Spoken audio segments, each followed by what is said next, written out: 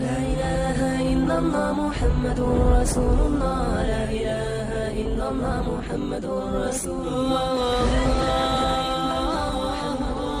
حضرت علی کو سب سے افضل صحابی ماننے اور ان کے بارے میں کیا حکم ہے؟ ہماری رائے تو یہ اہل سنت والجماعت کی سب سے افضل پیغمبروں کے بعد ابو بکر ہیں، پھر عمر ہیں، پھر عثمان ہیں، پھر علی ہیں. حضرت علی کا بھی یہی عقیدہ تھا. بعض ہمارے اہل علماء کرام شیعہ کو پکا کافر کہتے ہیں اور بعض کافر کا بھائی کافر وافر شیعوں میں 20 قسم کے لوگ ہیں، معتدل بھی ہیں. تو میں یہ کہتا ہوں کہ کسی مسلک کو کافر کہنے کے بجائے آپ یوں بولو کہ جس کا یہ عقیدہ ہے وہ کیا ہے؟ کافر ہے. جو نبی کو حاضر ناظر جانتا ہے بلا کسی تعویل کے وہ کیا ہے؟ کافر ہے. جو نبی کو مشکل کشا مانتا ہے بلا کسی تعویل کے وہ کیا ہے؟ کافر ہے. تو جو حضرت عائشہ رضی اللہ تعالیٰ عنہ پہ زنا کی تہمت لگاتا ہے وہ کیا ہے؟ کافر ہے. تو چاہے وہ سنی ہو، چاہے وہ شیعہ ہو، چاہے وہ بریلوی ہو، کیونکہ نام فرقوں کے لے کے اس میں ایک تو مبالغہ بہت ہو جاتا ہے. بعض دفعہ سارے وہ کر نہیں رہے ہوتے ہیں، ہم سب کو لپیٹ دیتے ہیں اور پھر فرقواریت اس سے بڑھتی ہے، نفرتیں پھیلتی ہیں.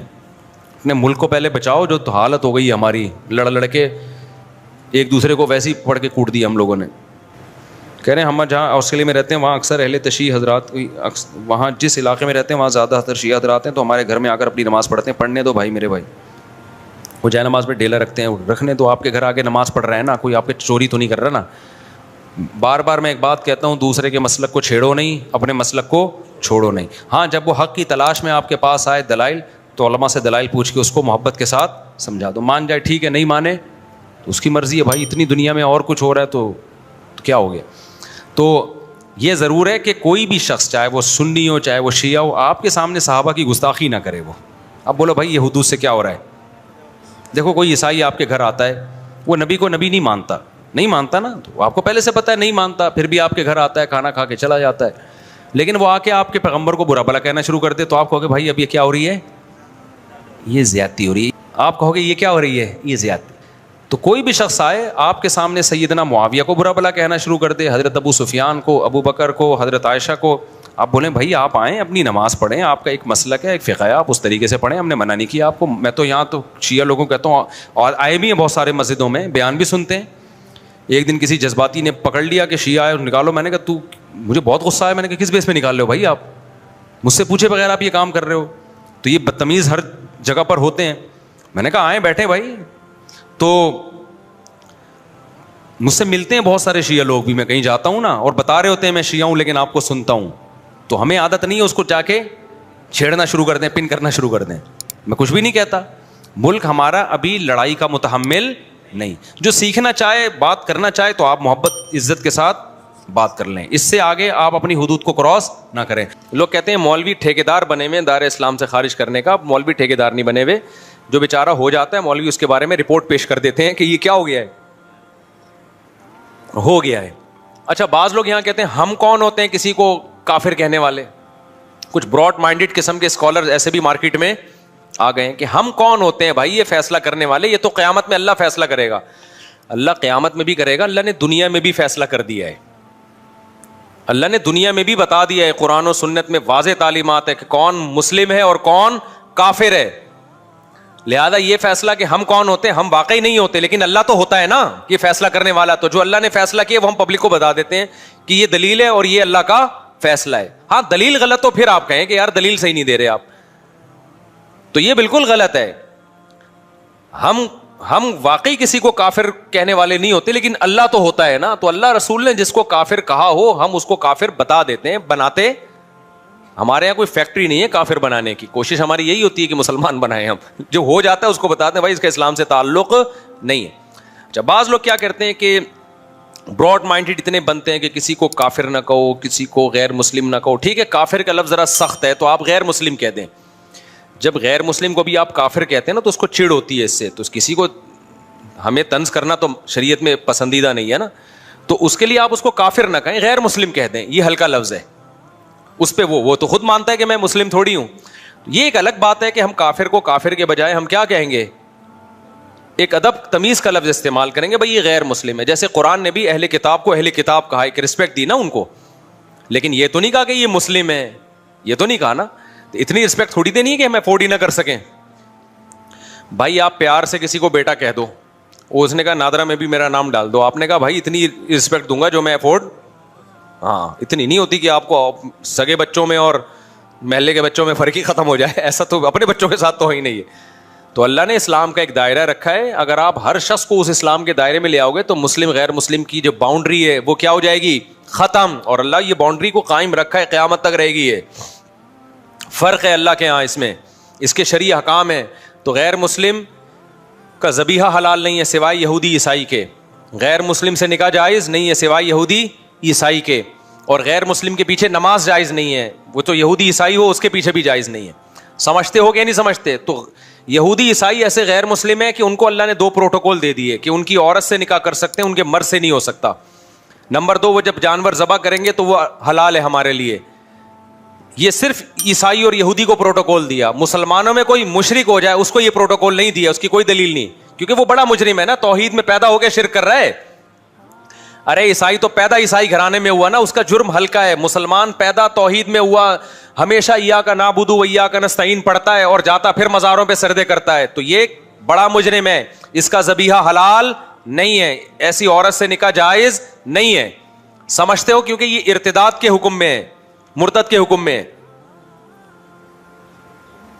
اب کیا مسئلہ ہے کہ یہ جو اسلام کے دائرے میں لوگوں نے کہا ہے کہ بھائی ہم نے جوڑ پیدا کرنے کے لیے اب ہر ایک کو ہم مسلم ہی سمجھیں گے یا سب کے پیچھے نماز جائز ہے, یہ بھی غلط ہے. بعض لوگ یہ کہتے ہیں نماز ہم تو بھائی ہر ایک کے پیچھے پڑھ لیتے ہیں, ہمیں اس سے کوئی غرض نہیں, ہم براڈ مائنڈیڈ لوگ ہیں. تو براڈ مائنڈیڈ بننے کی بھی ہمیں اتنی اجازت ہے جتنی شریعت نے اجازت بولو دی. نہ اتنے کڑوے بنو کہ لوگ تھوکنا شروع کر دیں, نہ اتنے میٹھے بنو کہ لوگ نگلنا شروع کر دیں. ہمارے ابا کا ملفوظ ہے یہ. وہ ہوا یہ تھا کہ ایک انٹی آ کے نا ہمارے گھر میں بیٹھی رہتی تھی 24 گھنٹے, ہماری والدہ کی دوست بن گئی تھی وہ. اب میری والدہ کی طبیعت میں سخاوت تھی, کھلاتی پلاتی بہت تھی, قرضے لے لے کے کھلاتی تھیں. جب انتقال ہوا ہے تو ٹھیک ٹھاک قرضہ والدہ پہ چڑھا ہوا تھا, تو ان کی عادت تھی بس قرضے لے لے کے کھلاتے رہو. جو پیسے مانگنے آ رہے ان کو پیسے دے دیتی تھی. خرچہ کس کا ہو رہا تھا؟ ابا کا. ٹھیک ہے, ابا کو ڈر یار اپنے خرچے پہ, چلو سخاوت اچھی ہوتی ہے. والدہ کے پاس اپنا خرچہ بھی ہوتا تھا, اس میں بھی کرتی تھی. تو اب کیا ہوتا تھا, ایک انٹی آ کے ہمارے گھر میں بیٹھ گئی, وہ جا ہی نہیں رہی, ان کے مزے لگ گئے کہ یار فری پھوکڑ کا کھانا بھی آ رہا ہے, فری پھوکڑ کا. تو ہماری والدہ بھی پھر بڑی گپ شپ والی تھی, تو ابا نے 2-3 دن تو برداشت کیا. اس کے بعد ہمارے ابا ہماری والدہ کو لے کے بیٹھے, بولا بھائی انٹی کیا لگتی ہے آپ کی, 2-3 دن سے میں دیکھ رہا ہوں جب بھی گھر میں آؤ یہ بیٹھی ہوتی ہیں, تو ان کو بولو پتلی گلی سے نکلو بھائی, اپنے گھر جاؤ, یہ کوئی گھر بار نہیں ہے کیا. والدہ نے کہا اصل میں دیکھوں میں ان کو اب کیسے بولوں کہ آپ چلی جائیں, اب یہ آ جاتی ہے بیچاری, میں کیسے منع کروں. اس وقت میرے والد صاحب نے کہا بھائی وہ ہمیں نصیحت یاد رہ گئی, نہ اتنے میٹھے بنو کہ لوگ کھانا شروع کر دیں. آپ کے اخلاق اتنے اچھے ہو گئے, سارے محلے والے آپ کے گھر میں آ کے بیٹھ گئے جی, کہ مفتی صاحب تو کبھی نو کرتے ہی نہیں ہے نا, بھگاتے ہی نہیں ہے. اور نہ اتنے کڑوے بنو کہ لوگ آپ سے نفرت کرنا شروع کر دیں. کیا آپ نے مسافہ کرنا بھی چھوڑ دیا, دور سے جا رہا ہے تو آپ گالیاں دینا شروع کر دیا, آپ نے دفعہ ہو یہاں سے, تاکہ آئے نہیں قریب آپ کے. تو یہ میرے والد صاحب کے بڑے, اور والد صاحب تھے بھی پریکٹیکلی ایسے ہی تھے وہ, یعنی وہ عملی زندگی میں بھی اسی طرح ہی تھے. نہ اتنے میٹھے بنے کہ لوگوں نے کھانا شروع کر دیا, نہ اتنے کڑوے بنے کہ لوگ بھاگنا شروع ہو گئے, کہ نفرت کرنا شروع کر دی. تو یہاں بھی مذہب کے معاملے میں بھی ایسا ہے بھائی کہ ہم غیر مسلم کے معاملے میں نہ اتنے میٹھے بنیں گے کہ غیر مسلم کو بھی مسلم کہنا شروع کر دیں ہم, اور ہم کہیں جو شخص بھی اسلام کی طرف نسبت کر دے, کوئی ختم نبوت کا انکار کرے, ہم براڈ مائنڈیڈ بنے. کوئی بات نہیں یار, انکار ہی کیا ہے نا, اللہ خود پوچھ لے گا, یہ ہمارا مسلم بھائی ہے. کوئی کہے کہ نبی صلی اللہ علیہ وسلم عالم الغیب ہیں, مختار کل ہیں, مشکل کشا ہیں, کہ نہیں یار ہم کسی کو کافر نہیں کہہ سکتے. ہم سب کے پیچھے نماز پڑھ لیں گے. اس کا مطلب آپ اتنے میٹھے بن گئے ہو کہ اب لوگ آپ کو کھانا, اور آپ کو نہیں کھائیں گے, اسلام کو کھانا شروع کر دیں گے. توحید اور غیر توحید میں فرق کیا ہو جائے گا؟ ختم. جب سب کے پیچھے نماز ہوگی تو کل پھر اتنے براڈ مائنڈیڈ بنیں گے کہ ہندو بھی مسجد بنا کے کھڑا ہو جائے گا. ہندو کے پیچھے بھی ہو رہی ہے, پھر تو عیسائی کے پیچھے بھی ہو رہی ہے, پھر تو یہودی کے پیچھے بھی ہو رہی ہے, پھر تھوڑے دنوں میں مسجد اور مندر کے نام چینج ہو جائیں گے. مسجد کو لوگ پیار سے مندر کہیں گے, مندر کو لوگ پیار سے کیا کہیں گے؟ مسجد کہیں گے. یار ان چیزوں میں کچھ نہیں رکھا. جب علماء کہیں گے نا, کہتے ہیں نہیں براڈ مائنڈیڈ بنو, تو یہ براڈ مائنڈیڈ دیکھو, انگریز جو براڈ مائنڈیڈ آج بنا ہوا نا, ابا لیس ہو گیا. براڈ مائنڈیڈ ہونے کی وجہ سے ہوا نا, تو اتنی جلدی نہیں ہوا ہے.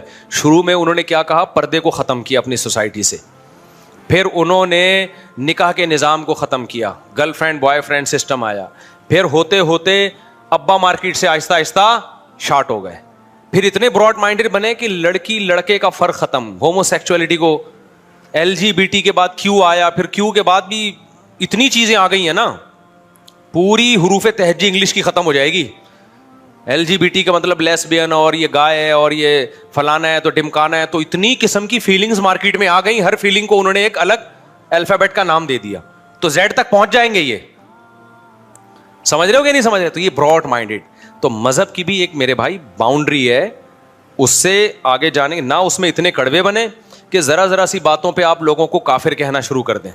جیسے ایک مولوی صاحب تقریر کر رہے تھے کہ جو ٹی وی دیکھتا ہے وہ دائرہ اسلام سے خارج ہے. یہ تقریر سچی مچی کی بتا رہا ہوں, پرانی بات ہے. ہمارے استاذ کہتے ہیں میں بیان میں بیٹھا ہوا تھا, میں نے جا کے اس مولوی صاحب سے جلسے کے بعد پوچھا, مولوی صاحب یہ فتویٰ تو مارکیٹ میں نیا ہے کہ جو ٹی وی دیکھتا ہے وہ دائرہ اسلام سے خارج ہے, یہ آپ نے کیسے کہہ دیا؟ تو مولوی صاحب کہتے ہیں میں نے احتیاطاً کفر کا فتویٰ لگایا اس کے اوپر, میں نے احتیاطاً کفر کا فتویٰ لگایا تاکہ لوگ ٹی وی سے بچیں. تو احتیاطاً تو کفر کے فتوے سے بچا جاتا ہے, لگایا تھوڑی جاتا ہے. سمجھ میں نہیں آ رہی بات؟ ایک آدمی کی باتوں سے آپ کو ایسا لگتا ہے کہ یہ مشرک ہے, لیکن اس کی تعویل ہو سکتی ہے, بھائی ہو سکتا ہے اس کا یہ مطلب ہو سکتا ہے اس کا یہ مطلب ہو. تو اسلام کہتا ہے اچھے مطلب کو ترجیح دو آپ, یعنی کسی کی بات کے 100 مطلب نکلتے ہوں, ایک مطلب سے لگتا ہو کہ یہ مسلم ہے, 99 مطلب سے لگتا ہو کہ یہ کافر ہے, تو ایک جو اچھا مطلب ہے نا آپ نے اس کو ترجیح دے کے اس کو دائرہ اسلام سے خارج نہیں کرنا. سمجھتے ہو کہ نہیں سمجھتے؟ حتی الامکان تعویل کرنی ہے اس کی. تو احتیاطاً کفر کے فتوے سے بچا جاتا ہے, احتیاطاً کفر کا فتویٰ دیا نہیں جاتا, تعویل کی جاتی ہے. لیکن ایک مرحلہ ایسا آتا ہے کہ آپ کے پاس اس کی تعویل کا کوئی آپشن بچتا ہی نہیں ہے. آپ تعویل کر رہے ہو, سامنے والا کہہ رہا ہے میں خود اس تعویل کو نہیں مانتا. جیسے بعض لوگ کہتے ہیں کہ نبی صلی اللہ علیہ وسلم مشکل کشا ہیں, جب بھی آپ سے دعا مانگو آپ حاجت پوری کرتے ہیں, اللہ نے آپ کو اختیار دیے ہیں. ہم اب کفر کا فتوے سے بچانے کے لیے ان کی تعویل کرتے ہیں. اصل میں ایکچولی ان کا مطلب یہ ہے کہ جب ہم نبی سے مانگتے ہیں تو فرشتے ہماری پکار نبی تک پہنچاتے ہیں, پھر نبی صلی اللہ علیہ وسلم کی بات فرشتے اللہ تک, یا اللہ ڈائریکٹ سنتا ہے, پھر اللہ تعالیٰ فرشتوں کو کہتا ہے. تو اس طرح ہم کہ یہ اس کی حاجت پوری کرو نا, تو شاید یہ مطلب ہو. وہ کہتے ہیں نہیں ہمارا یہ مطلب بالکل بھی نہیں ہے, ہمارے نبی کو یہ اختیار دیا ہے. تو اب کیا تعویل کرے گا, بھلا ہی تعویل کے اول تو یہ بھی ہم تعویل جو کر رہے ہیں اس کی بھی تو کوئی شرعی دلیل نہیں ہے نا. اللہ نے کہا ڈائریکٹ کس سے مانگو, مجھ سے مانگو, لیکن ہم گھما پھرا کے اس کو شرک سے بچانے کے لیے بہت تعویل کریں. اگلا کہے نہیں بھائی یہ آپ خود کر رہے ہو, میں تو اس بات کو مانتا ہوں کہ یہاں سے آپ نبی کو پکارو گے, نبی یہیں سے بیٹھے بیٹھے ہماری پکار سنیں گے, اور اللہ نے آپ کو یہ خود بخود اختیارات دیے ہوئے, آپ جو چاہیں اپنی قبر میں بیٹھے بیٹھے کر سکتے ہیں, لوگوں کی حاجت پوری کر سکتے. اب اس کا کوئی مطلب میرے بھائی بنتا نہیں ہے. پھر بھی آپ کو دائرہ اسلام میں لانے کا شوق ہے, تو پھر تو عیسائی بھی دائرہ اسلام میں. عیسائی توحید کا لفظی طور پہ منکر نہیں ہے, نبوت کا منکر ہے, جبکہ اللہ کی نظر میں توحید کا منکر نبوت کے منکر سے زیادہ بڑا مجرم ہے. سمجھتا نہیں ہے نا بات کو؟ اللہ کے ہاں توحید کا انکار کرنے والا نبوت کے انکار کرنے والے سے زیادہ بڑا مجرم ہے. تو شرک چاہے بتوں کو خدا کے ساتھ شریک کرو چاہے پیغمبر کو کرو, اللہ کی نظر میں دونوں مجرم کیا ہیں؟ برابر کے مجرم ہیں. سمجھتا ہے بات کو؟ تو اس لیے اتنا براڈ مائنڈیڈ بھی نہ بنے کہ آپ نے ہر دائرہ اسلام اتنا وسیع کر دیا کہ پوری روئے زمین اس میں آ گئی ہے, تو فرق ہی ختم ہو گیا. اور نہ اتنا چھوٹا کریں کہ ٹی وی دیکھنے والا بھی کیا ہے؟ دائرہ اسلام سے خارج ہے. لیکن ایک دائرہ ہے, اس کے فقہی احکام ہیں, تو اس کے پیچھے نماز, غیر مسلم کے پیچھے نماز جائز ہے. اگر امام کا آپ کو پتہ ہے کہ یہ صاف لفظوں میں کہتا ہے کہ نبی مشکل کشائیں حاجت روائیں, تو اس کے پیچھے نماز نہیں ہوگی, کیونکہ غیر مسلم کی اقتداء میں نماز نہیں ہوتی. سمجھتے ہو؟ بعض لوگ کہتے ہیں ہم نہیں پڑھیں گے تو فتنہ ہوگا, تو فتنے سے بچنے کے لیے پڑھ لو, بعد میں لوٹا لو. یہ براڈ مائنڈیڈ ہے. ہم کہتے ہیں کڑوے نہ بنو کہ لوگ تھوکنا شروع کرتے ہیں, وہاں جا رہا ہے ادھر جماعت ہو رہی, ادھر اپنی الگ سے نماز پڑھ رہا ہے, تو پبلک پکڑ کے کوٹ دے گی تمہیں. پبلک کیا کرے گی؟ پکڑ کے کوٹ دے گی.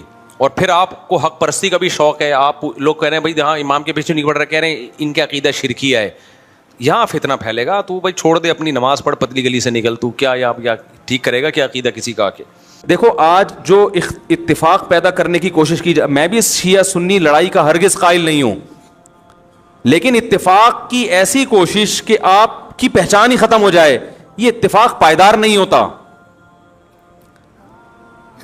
اتفاق کا مطلب ہے لڑو مت, بس ایک دوسرے کا احترام کرو, معاملات ایک دوسرے سے صاف رکھو, ایک دوسرے کو گالی گلوچ مت دو, لڑو مت. اتنا اتفاق ہم بھی مانتے ہیں. ایک دفعہ مجھ سے کسی نے کہا کہ بھائی مسلمانوں میں اتحاد پیدا کرنے کے لیے ضروری ہے کہ ہم سب ایک دوسرے کے پیچھے نمازیں پڑھیں. سمجھ رہے ہیں؟ یعنی ہر فرقے کے پیچھے نمازیں پڑھیں. میں نے کہا یہ اتحاد کی یہ کوشش پائیدار نہیں ہے. اگر ایک آدمی کا خیال یہ ہے کہ یہ جو نماز پڑھ رہا ہے یہ میری تحقیق کے مطابق صحیح نہیں ہے, تو آپ اس کو زبردستی مجبور نہ کریں کہ وہ اس کے پیچھے نماز پڑھے. جیسے ہندو اور مسلمانوں میں اگر اتحاد پیدا کرنا ہو, میں ہندو مسلمانوں کی مثال شیعہ سنی پہ فٹ نہیں کر رہا, ایک خارجی مثال دے رہا ہوں بالکل.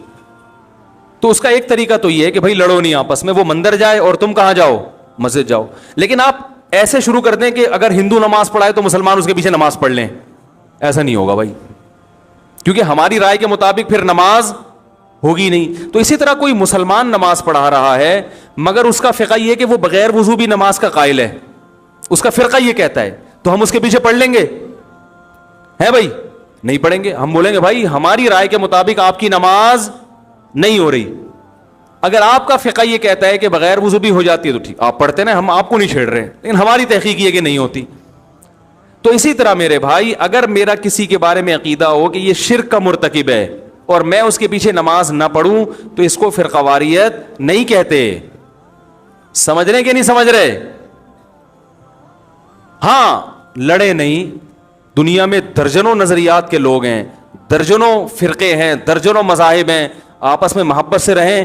عبادت ہر شخص اپنے اپنے اخپل طریقے سے کرے گا. بہت دنوں سے اخپل کا لفظ نہیں آیا تھا. اسی طرح میں یہ سمجھتا ہوں یہ مشرک تو نہیں ہے, تو توحید پرست, مگر اس کی نماز قرآن و حدیث کے خلاف ہے بالکل, اور ایسی مسٹیک کر رہا ہے جس سے میری رائے کے مطابق نماز ہی نہیں ہوتی, تو بھی مجھے یہ رائٹ حاصل ہے کہ میں اس کے پیچھے نماز نہ پڑھوں. مگر میں اپنی تحقیق اس پہ تھوپ نہیں سکتا زبردستی. تھوپیں گے تو پھر قواریت بڑھے گی. بہت مشکل ہے بھائی, بہت مشکل ہے سمجھانا. تو مجھے لوگ پوچھتے ہیں کہ فلاں کے پیچھے نماز پڑھو, میں کہتا ہوں بھائی نہیں پڑھو. کہنے سے فرقواریت پیدا ہوگی. میں نے کہا نہیں ہوگی فرقواریت پیدا. اگر آپ کی رائے کے مطابق اس کی نماز قرآن و سنت کے مطابق نہیں ہے تو آپ نہ پڑھیں. شیعہ سنی ہمیشہ سے آئے ہیں اور ایک دوسرے کے پیچھے نمازیں بعض نے پڑھی بھی ہیں, بعض نے نہیں بھی پڑھی ہیں, اور یہ بھی حدیث سے ہمیں ملتا ہے. دیکھو بنو قریظہ میں رسول اللہ صلی اللہ علیہ وسلم نے صحابہ کی جماعت کو بھیجا اور کہا کہ عصر کی نماز کا وقت جب تک عصر وہاں پہنچ کے پڑھنا ہے. مشہور حدیث ہے. راستے میں نماز قضا ہونے لگی. صحابہ کی ایک جماعت کا خیال تھا بھی نماز کا ٹائم ختم ہو رہا ہے, ہم پڑھیں گے نماز. دوسری جماعت کا خیال تھا کہ بھائی نبی نے تو اجازت نہیں دی. انہوں نے کہا بھائی اس لیے نہیں دی کہ نبی کو تھوڑی معلوم تھا کہ نماز قضا ہو جائے گی. ایک فریق نے نماز پڑھی اور ایک نے نماز نہیں پڑھی. اب آپ یہ تو نہیں کہہ سکتے جنہوں نے نہیں پڑھی انہوں نے ان کے پیچھے کیوں نہیں پڑھی, کیا وہ ان کو کافر سمجھتے تھے؟ بھائی مسلمان سمجھتے تھے, لیکن ان کا خیال یہ تھا کہ حدیث کا جو مطلب ہم بیان کر رہے ہیں وہ ٹھیک ہے, یہ جو مفہوم پیش کر رہے ہیں وہ ٹھیک نہیں ہے. نبی نے جب منع کر دیا تو یہ غلط کر رہے ہیں نماز پڑھ کے, لہذا انہوں نے نہیں پڑھی نماز. اور جب انہوں نے مقام پہ اثر کی پڑھی تو یقیناً انہوں نے یہ چونکہ پڑھ چکے ہیں, یہ تھوڑی پڑھیں گے ان کے پیچھے اثر کی نماز, ان کی تو ہو گئی ہے. تو دونوں فریقوں نے ایک دوسرے کے پیچھے نماز نہیں پڑھی, مگر اس کے باوجود نبی نے دونوں کو ملامت نہیں کی, کیونکہ ایک کا کانسیپٹ یہ تھا کہ بھئی یہ حدیث کے مطابق پڑھنا واجب ہے, ایک کا کانسیپٹ یہ تھا کہ حدیث کے مطابق چھوڑنا واجب ہے. نہیں پڑھی, اپنی اپنی رائے پر عمل کیا. نبی کے پاس پہنچے, نبی نے کسی کو ملامت نہیں کی. نہ تو نبی نے یہ کہا یہ جنت میں یہ جہنم میں, یہ بھی نہیں کہا, کیونکہ دونوں کا مقصد اللہ اس کے رسول کو فالو کرنا تھا. اور نہ نبی نے یہ کہا کہ تم نے ان کے پیچھے نماز نہیں پڑھی تو کیا تم ان کو کافر سمجھتے ہو ہیں, کیا وہ انسان نہیں ہے؟ کچھ بھی نہیں کہا. تو عین ممکن ہے کہ میری رائے کے مطابق کسی کے پیچھے نماز نہ ہو رہی ہو تو میں نہیں پڑھوں گا اس کے پیچھے نماز. آپ مجھے گن پوائنٹ پہ مجبور نہیں کر سکتے, اور اس کی نماز میرے پیچھے اس کی رائے کے مطابق نہیں ہو رہی تو نہ پڑھے, کچھ کوئی حرج نہیں ہے اس میں. ہاں بلا وجہ کفر کے فتوے لگا کے ایک دوسرے کے پیچھے نمازیں چھوڑ دینا یہ غلط ہے. نہیں آ رہی بات سمجھ میں؟ بلا وجہ ذرا سی باتوں کو اچھال کے وہ اس کے پیچھے مسجدوں میں 2-3 جماعتیں ہو رہی ہیں, اس نے امام صاحب نے اس سے قرضہ لیا چونکہ واپس نہیں کیا, تو اس کی رائے میں امام صاحب فاسق ہیں, لہذا دوسرا امام اپنے لیے الگ سے لے کر آ رہی ہے, ٹھیک ہے نا, وہ ان کے پیچھے پڑے گا, وہ یہ غلط ہے. بڑا اختلاف جہاں آئے گا تو وہاں نمازوں کو ہم اجازت نہیں دیتے. تو شیعہ اور سنی کا اختلاف چھوٹا نہیں ہے, بلکہ بولو بھائی بڑا اختلاف ہے. ہم تمام صحابہ کو حجت سمجھتے ہیں, وہ حضرات اہل بیت کو زیادہ فوکس کرتے ہیں. جو ان میں معتدل ہیں ان کی بات کر رہا ہوں, جو معتدل نہیں ہے, جیسے ہم میں جو معتدل نہیں ہے تو ان میں بھی کچھ ہیں, تو یہ تو اعتدال سے ہٹے ہوئے لوگ تو ہر جگہ ہوتے ہیں. وہ جو ہے ان کی نماز کا طریقہ ہم سے بالکل ڈفرینٹ ہے. سمجھ رہے ہیں کہ نہیں سمجھ رہے؟ ابھی میں اس ڈیٹیل میں نہیں جاؤں گا, وہ آپ انہی کے علماء سے جا کے پوچھ لیں کہ بھئی آپ کے یہاں کیا کیا ہے. ہمارے مجھے اس سے بھی بحث نہیں ہے کہ وہ کیا کر رہے ہیں ہم کیا کر رہے ہیں. میں لڑنے کا قطعاً قائل نہیں ہوں. یہاں آتے ہیں شیعہ لوگ بھی آتے ہیں, مجھ سے ملتے ہیں, میں تمیز سے ملتا ہوں, چائے پلاتا ہوں, سر پہ ہاتھ بھی رکھ لیتا ہوں. بہت اچھا. شیعہ علماء سے بھی سلام دعا ہے ہماری, بیٹھتے ہیں بات کرتے ہیں, ہاں بھائی السلام علیکم, وعلیکم السلام, منڈی والان خالے دیغت میں خوندی کھڑے دے, چائے پئیں, وعلیکم السلام, لکم دینکم ولی دین. بھائی آپ جائیں امام بارگاہ میں نماز پڑھے, وہاں اپنی مسجد میں نماز پڑھے, ہم جا رہے ہیں اپنا جمعہ پڑھانے, ٹھیک ہے. تو یہ ہمیشہ سے ہوتا آ رہا ہے. فرقواریت پھیلتی ہے جب آپ ایک دوسرے کے خلاف غلط زبان. شیعہ صحابہ کو کھلے عام گالیاں دے گا, کوئی دے گا تو فرقواریت پیدا, بولو نا بھائی, ہوگی. پھر سنیوں کے جذبات بھڑکیں گے, پھر مار کٹائی, دنگا مستی, سب ہوگا. تو فرقواریت پہ کنٹرول کرنے کے لیے شیعہ علماء کی ذمہ داری ہے کہ وہ اپنی عوام کو ان صحابہ کو برا بھلا بولنے سے منع کریں جن سے محبت ہمارے ایمان کا جز ہے, جن کے لیے کٹنا مرنا ہم اپنے ایمان کا حصہ سمجھتے ہیں. اور اسی طرح میرے بھائی یہاں سے اگر ان کے کسی ایسے شخص پہ الزام لگائے جو اس الزام سے بری ہے, بعض الزامات ایسے شیعوں کی ایسی جماعت پہ لگا دیے جاتے ہیں جو اس سے بری ہوتے ہیں, سبھی کو ایک لاٹھی سے ہانکنا شروع کر دیا جائے. میں نے بھی شیعوں کا مطالعہ کیا ہے اور کچھ شیعہ لوگوں سے جب میں ملا ہوں تو مجھے ایک چیز کا اندازہ ہوا کہ سب شیعہ کے وہ نظریات نہیں ہوتے جو ہم پہلے سمجھا کرتے تھے, سارے ایک جیسے نہیں ہوتے. ان میں بعض حضرات ایسے ہیں جو صحابہ کرام کو مانتے ہیں, امی عائشہ کو جنتی مانتے ہیں, ان کو زانی معاذ اللہ قرار نہیں دیتے. الحمد سے لے کے والناس تک والے قرآن ہی کو قرآن مانتے ہیں. ان میں کچھ لوگ ایسے ہیں, یہ مشاہدے پر مبنی حقیقت ہے. بعض لوگ کہتے ہیں اس کو کیا پتا, مشاہدے سے بڑی کوئی دلیل نہیں ہوتی, ٹھیک ہے نا. بعض لوگ کہتے ہیں توریہ کر رہا ہے. بھائی ہم ظاہر کے مکلف ہیں. کوئی شیعہ اگر زبان سے کہہ دے کہ میں ابو بکر کو مانتا ہوں, حضرت عمر کو مانتا ہوں, حضرت عثمان کو مانتا ہوں, تو شریعت نے ہمیں حکم دیا ہے زبان کا اعتبار کرو, اس کے باطن کو اللہ کے حوالے کر دو. تو اگر کوئی, لیکن پھر بھی میں کہوں کہ جو مانتے ہیں اس کے باوجود ہم ان کے مذہب سے متفق نہیں ہیں. میری جب جی ٹی وی پہ ٹاک ہوئی, بات چیت ہوئی شیعہ عالم کے ساتھ, تو میں نے پہلے یہ کہہ دیا کہ میں آپ کے مسلک کو ٹھیک نہیں سمجھتا. یعنی میں جو جوڑ کی بات کر رہا ہوں اس سے یہ کہیں نہ لوگ لے کے جائیں کہ میں شیعہ مذہب کو ہی درست سمجھتا ہوں. نہ میں نہیں سمجھتا. میں نے کہا جیسے آپ ہمارے مذہب کو درست نہیں سمجھتے, اس لیے کہ اگر میں آپ کے مذہب کو درست سمجھتا تو سوال پھر میں ہو کیوں نہیں آتا وہ, اور اگر آپ میرے مسلک کو درست سمجھتے ہیں تو سوال پیدا پھر آپ سنی بن کیوں نہیں گئے.